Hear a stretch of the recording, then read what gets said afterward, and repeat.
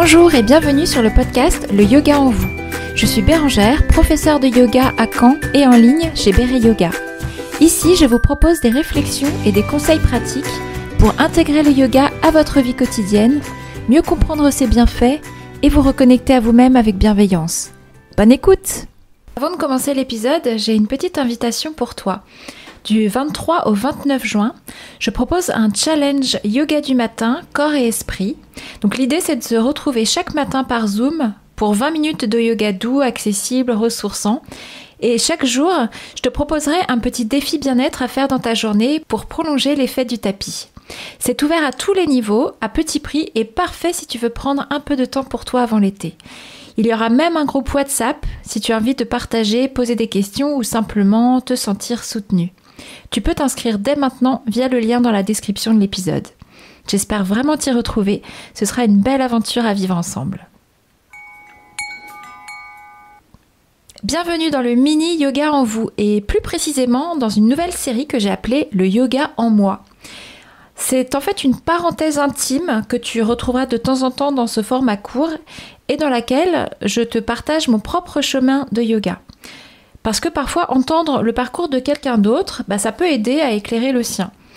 Dans ce premier épisode que j'ai intitulé « Au début, je voulais juste faire du sport et puis le yoga est entré dans ma vie », je te raconte comment tout a commencé pour moi et surtout ce que je n'avais pas prévu que le yoga m'apporte. Alors si je suis honnête, je suis venue au yoga pour l'aspect physique parce que j'avais du mal à accepter mon corps et je cherchais une pratique qui pouvait m'aider à ce niveau-là.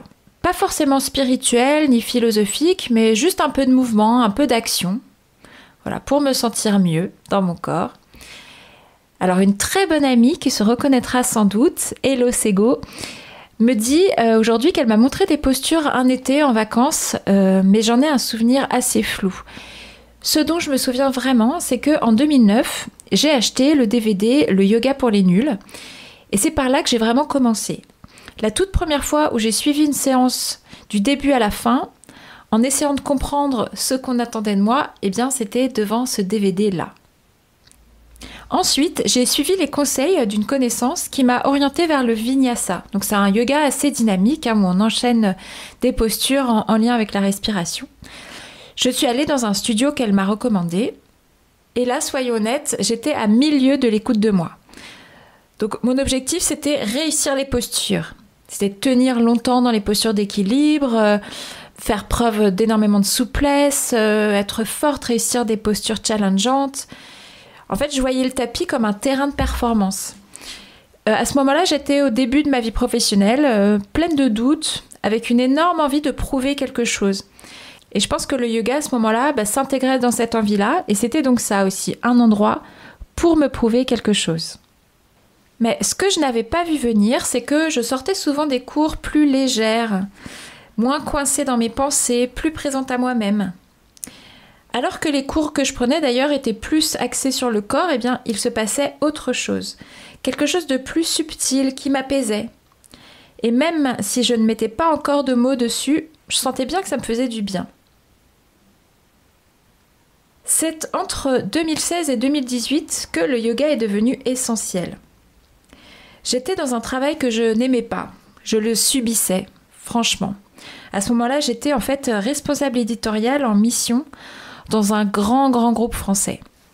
Et ce grand groupe français proposait en fait de participer à 3 cours de yoga par semaine. Et donc, je les faisais tous. Voilà, j'étais toujours là.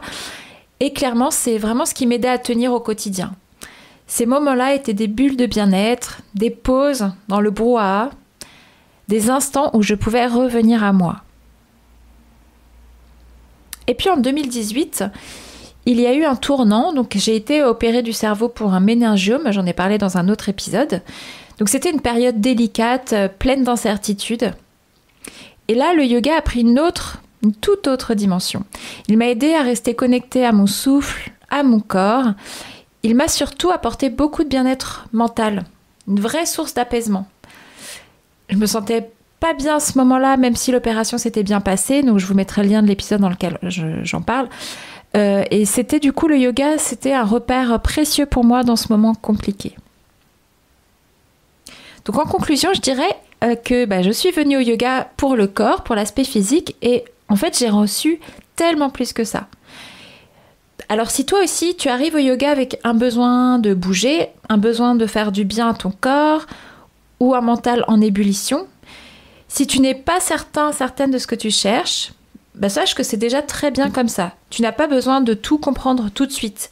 Parce que parfois le yoga agit doucement, il infuse, il transforme sans prévenir. Et il nous donne ce dont on a besoin sans qu'on ait eu à le demander. Merci d'avoir écouté cet épisode.